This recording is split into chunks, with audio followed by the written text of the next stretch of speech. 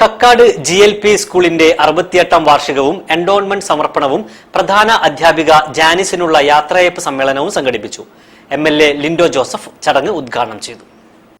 Kakkad GLP സ്കൂളിലെ the best 2026 എന്ന പരിപാടിയുടെ ഉദ്ഘാടന ചടങ്ങിൽ കാരശ്ശേരി ഗ്രാമപഞ്ചായത്ത് പ്രസിഡന്റ് G. അബ്ദുൾ അക്ബർ അധ്യക്ഷനായിരുന്നു. പഞ്ചായത്ത് വികസനകാര്യ standing committee chairman Savad Ibrahim, ജില്ലാ പഞ്ചായത്ത് അംഗം മിസ്ഹബ് കീഴരിയൂർ, ബ്ലോക്ക് പഞ്ചായത്ത് അംഗം VN ഷുഹൈബ്, വാർഡ് അംഗം ഹസീന ബഷീർ തുടങ്ങിയവർ സംസാരിച്ചു.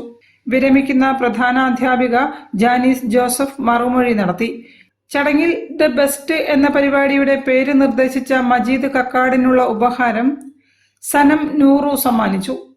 വിദ്യാർത്ഥികളുടെ വൈവിധ്യമാർന്ന കലാപരിപാടികളും പരിപാടിയുടെ ഭാഗമായി അരങ്ങേറി.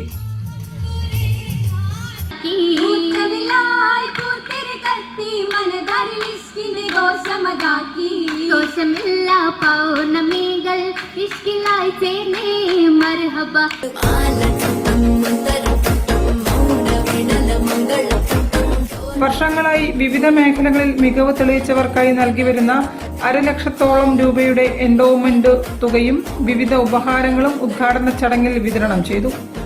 News bureau, Mukkam. ജില്ലാ വാർത്തയിൽ ഒരിടവേള കൂടി.